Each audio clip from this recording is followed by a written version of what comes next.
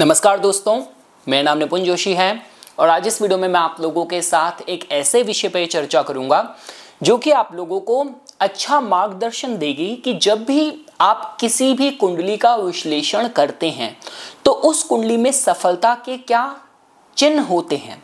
वो सारे लोग जो अपने जीवन में कुछ बहुत बड़ी उपलब्धि प्राप्त कर पाए तो वो क्या योग होते हैं जो इसके लिए जिम्मेदार होते हैं। आज इस वीडियो में हम लोग उन्हीं 7 सूत्रों पे हम लोग चर्चा करेंगे। अब देखिए दोस्तों, मैं ये भी कर सकता था कि मैं ऑलरेडी किसी सफल इंसान की कुंडली आप लोगों के सामने एज अ केस स्टडी प्रस्तुत कर सकता था कि भाई आप अमिताभ बच्चन जी की कुंडली देख लीजिए, आप डोनाल्ड ट्रंप की कुंडली देख लीजिए। तो अब देखिए होता क्या है, इस तरीके के विश्लेषण से, केस स्टडी से जो एक आम इंसान होता है वो अपने को कनेक्टेड महसूस नहीं कर पाता। तो जिस वजह से मुझे लगा कि मैं आप लोगों को एक बेसिक जो वे होता है कुंडली को अध्ययन करने का, जो मेरी अपनी पर्सनल अप्रोच है, जो मैंने अपने 10-11 साल के अपने कंसल्टिंग एक्सपीरियंस से मैंने प्राप्त करी है और जो भी गुरुजनों के मार्गदर्शन से, उनकी स्टडीज़, उनकी किताबों का अध्ययन करके जो मुझे पता चला है, वही आज इस वीडियो में मैं आप लोगों के सामने प्रस्तुत करूंगा। तो और एक और चीज़ देखिए दोस्तों, मैं आपको ये भी बताना चाहूँगा कि आप लोगों को समझना चाहिए कि ग्रहों का अपना एक तरीका होता है काम कराने का। ग्रह हमें जीवन में अनुभव देते हैं। आप जितना मर्जी अपनी प्लानिंग लगा लें, लेकिन अगर ग्रह किसी और दिशा में संकेत कर रहा है तो शायद आपको उस फील्ड में जहां आप अपनी बुद्धि से जाना चाह रहे हैं उतनी सफलता ना मिले। मैं क्यों बोल रहा हूं, क्योंकि देखिए समाज का एक ट्रेंड है कि सपोज कीजिए फॉर एग्जाम्पल, मैंने ऐसे ऐसे केस देखे हैं कि दुनिया भर की डिग्रियां कर ली, उसके बाद भी हर महीने अपने बिल्स पे करने मुश्किल हो जाते हैं। और ऐसे भी हमने केसेस देखे हैं जो कि काफ़ी बार न्यूज़पेपर में आते हैं कि एक इंसान जो कि वैसे भीख मांग रहा था, लेकिन जब थोड़ा उसको इंक्वायरी करी, पता चला उसके 2 फ्लैट हैं मुंबई जैसी जगह में। उसी तरीके से देखिए दोस्तों मतलब आप जितना मर्जी बोल लीजिए, काफ़ी बार ऐसा भी होता है, अगर ग्रह आपको अरबपति बनाना चाहते हैं, करोड़पति बनाना चाहते हैं, तो आपको ज़रूरी नहीं है कि किसी बड़े कॉलेज में भेजेंगे। हो सकता है सड़क में ठेला लगा के भी आपका भाग्योदय हो जाए। तो ये बात जाननी बहुत ज़्यादा ज़रूरी है। मैंने काफ़ी ऐसे केसेस देखे हैं कि भारत के भी टॉप कॉलेजेस से मतलब मेडिसिन की पढ़ाई करके, MBBS वगैरह करके डॉक्टर्स, उनको काफ़ी बार ऐसे ऐसे सरकारी अस्पताल में उनको मतलब उनकी ज्वाइनिंग हो जाती है। बाद में मतलब पेशेंट को कुछ हुआ और उसके जो भी रिश्तेदार हैं उन्होंने दुनिया भर का उपद्रव मचाया, डॉक्टरों की पिटाई कर दी। तो कहने का मतलब ये है दोस्तों, देखिए कि आपको ग्रह किस दिशा में आपको भेजना चाह रहा है, अनुभव देना चाह रहा है, ये समझना बहुत ज़रूरी है। आई एम नॉट श्योर आपने ये मूवी देखी होगी, तो जो देव पटेल हैं जिन्होंने स्लम डॉग मिलियनेयर में ही काम करा है और बहुत उन्होंने मतलब अवार्ड विनिंग मूवीज़ करी हैं, उन्हीं की एक रियल लाइफ बेस्ड मूवी है लायन। उसको काफ़ी अवार्ड्स भी मिले हैं, शेर जैसे मतलब लायन। तो वो मैं पिछले कुछ हफ्ते ही देख रहा था और मतलब हैरानी की बात है कि एक रियल स्टोरी है कि एक बच्चा जो दूर किसी छोटे गांव में, उसके जो पेरेंट्स हैं वो भी मतलब पत्थर तोड़ के और डेली मजदूरी का काम करते हैं, वहाँ से अपने माता पिता, अपने परिवार से वो वहाँ से बिछुड़ा, उनसे अलग हुआ और कहाँ करते करते कलकत्ता, और कलकत्ता से ऑस्ट्रेलिया में उसको किसी एक रिच फैमिली ने अडॉप्ट कर लिया। तो ग्रहों का अपना काम करने का तरीका है, ये समझना बहुत ज़रूरी है। तो ठीक है दोस्तों, अब हम लोग जानने की कोशिश करते हैं। और देखिए मैंने अपने इस हिंदी चैनल में जब से मैंने ये एक निःशुल्क सेवा विश्लेषण वाली जो मैंने सीरीज स्टार्ट करी है, आपने अगर वो कोई वीडियो देखी है तो आपने देखा होगा कि काफ़ी बार जब ऐसे क्वेश्चंस आते हैं कि जहाँ पे घर से, परिवार से बेरोजगारी जा ही नहीं रही, परिवार से बीमारी है जा ही नहीं रही, घर में 4 जवान बच्चे हैं और चारों के चारों अनमैरिड हैं, तो ये कुछ कुंडलियों में दोष होते हैं, समस्या होती है कि जहाँ पे आपको क्लैरिटी नहीं मिल रही होती। तो क्या होते हैं वो ऐसे योग, क्योंकि मैं जब रियल टाइम एनालिसिस कर रहा होता हूँ तो मैं उसी समय देख के बता देता हूँ कि भाई ये प्रॉब्लम है, तो ये मुझे संकेत कुछ दिख रहे हैं। तो जो कुछ भी मेरा अभी इतने सालों का एक्सपीरियंस है, फाइंडिंग है, वही मैंने इन 7 सूत्रों पे मैंने समराइज करा है, जो मैं आप लोगों के साथ डिस्कस करूंगा। अगर आप एस्ट्रोलॉजी को प्रोफेशनली भी करना चाह रहे हैं तो इससे आपको कहीं ना कहीं एक सही अप्रोच, दिशा जरूर मिलेगी। तो चलिए हम लोग स्टार्ट करते हैं। सबसे पहला जो लेवल ऑफ एनालिसिस होता है उस पे मैं हमेशा जोर देता हूं पंचांग को। अब देखिए दोस्तों, हुआ क्या है कि हाल फिलहाल में खासकर ये यूट्यूब में जो अंग्रेजी वाली जो एस्ट्रोलॉजर्स की कम्युनिटी है, नॉट जो आजकल के Instagram astrologers, I mean to say जो पिछले 5-6 सालों से कंसिस्टेंट हैं, सिंसेरिटी से फुल टाइम कर रहे हैं, उन्होंने थोड़ा सा नक्षत्र को पॉपुलर कर दिया है। तो मैं देखता हूं कि मेरे पास भी काफ़ी कुछ जो विदेशी क्लाइंट्स, उनकी कुंडली आती है एनालिसिस के, वो नक्षत्र पे जोर दे रहे होते हैं। अरे भाई, नक्षत्र ज़रूरी है, लेकिन उतना ही ज़रूरी तिथि भी है, वार भी है, आपका योग भी है, करण भी है। तो सबको आपको देखना होता है। पंचांग से हमें पता चलता है कि आपकी जो सबकॉन्शियसनेस है वो किस लेवल पे ब्लेसिंग ग्रेस लेके आई है, या कुछ ऐसे दंड हैं, कुछ ऐसे मतलब पीड़ा है जो भुगतना है।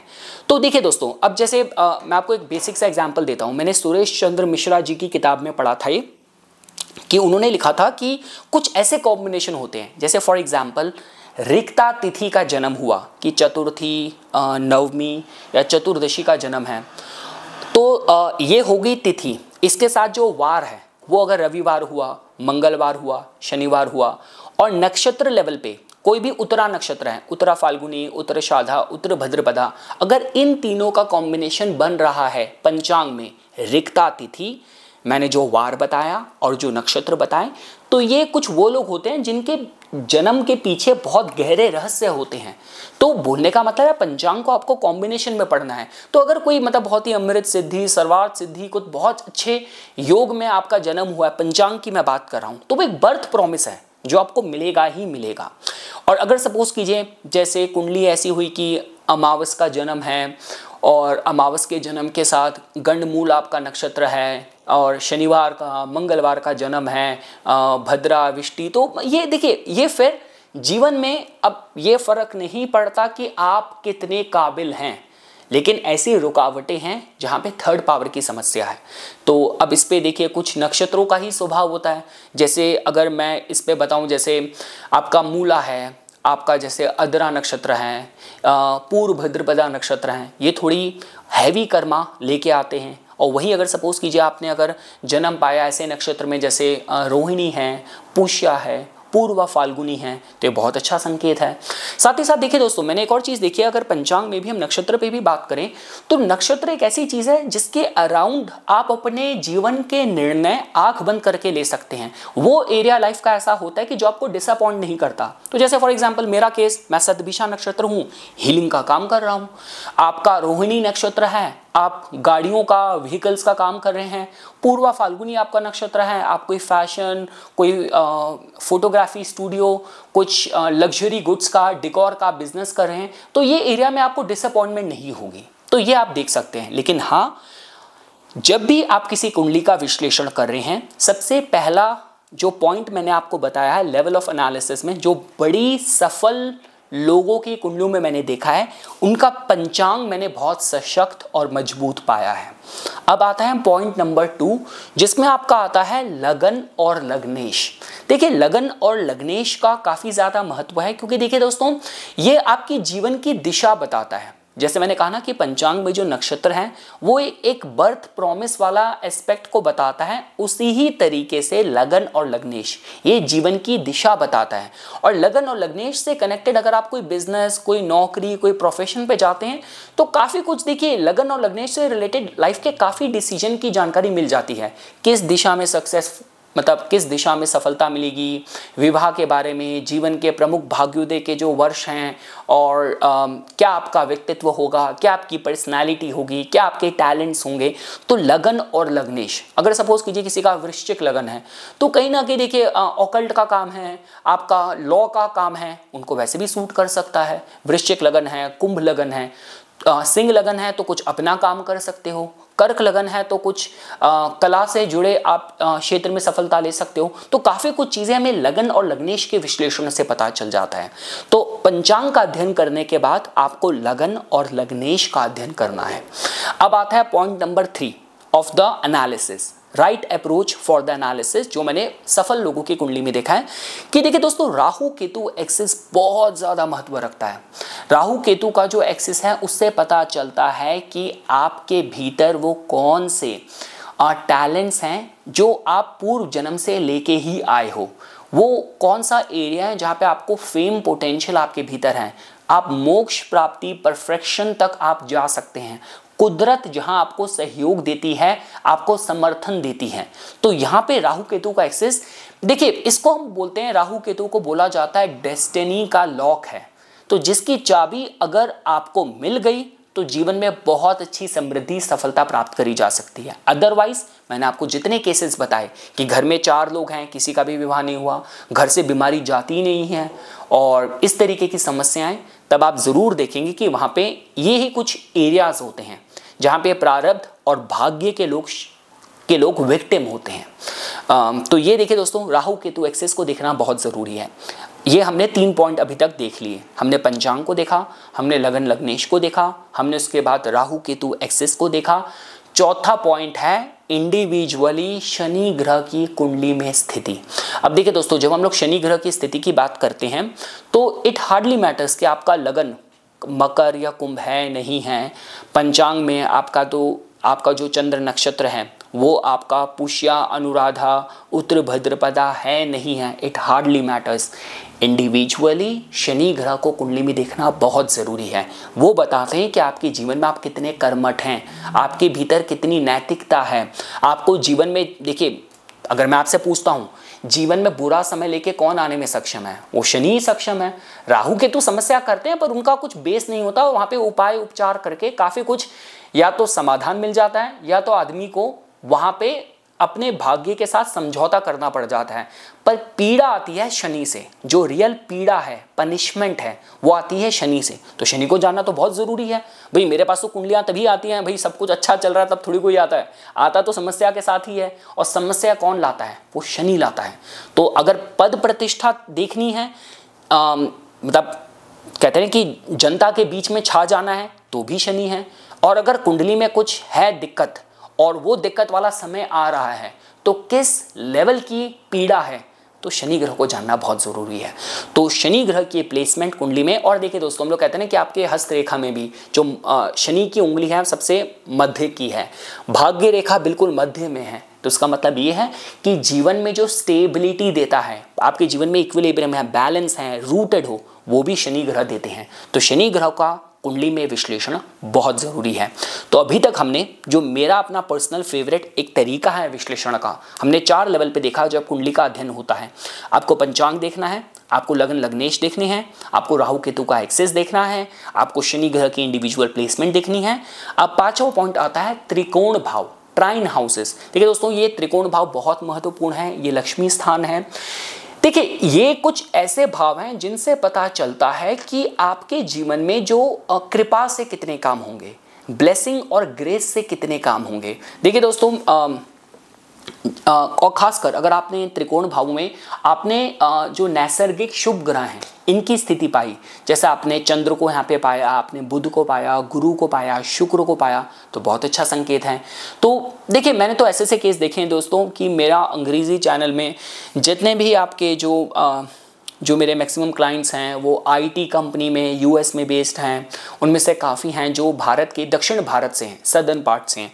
काफ़ी ने तो मुझे खुद बताया है कि जिनकी अपनी house hold income, husband wife की house hold income, annual income $1 million हैं, आईटी कंपनी में अच्छे सीनियर रैंक में हैं। और खुद उन्होंने बताया कि निपुण, मतलब हम काफ़ी लो कास्ट से थे, हमें काफ़ी डिस्क्रिमिनेट करा, पर मेरी मदर थी, उन्होंने मतलब एक निर्णय लिया था कि नहीं मैं बच्चों को कुछ बनाऊंगी। उन्होंने इतना स्ट्रगल करा, इतने ताने झेले और इतनी मेहनत करके, पर हाँ वो रिलीजियस बहुत थी।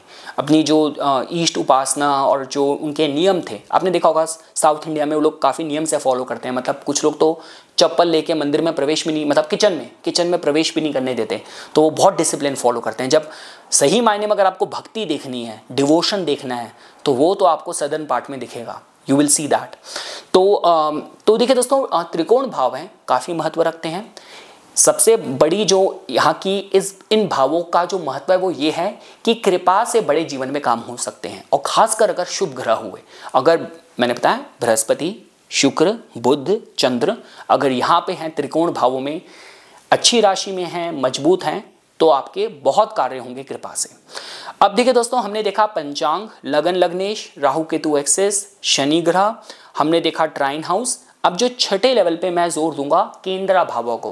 देखिए दोस्तों, जो प्रथम भाव, चतुर्थ भाव, सप्तम भाव, दशम भाव का बहुत महत्व है।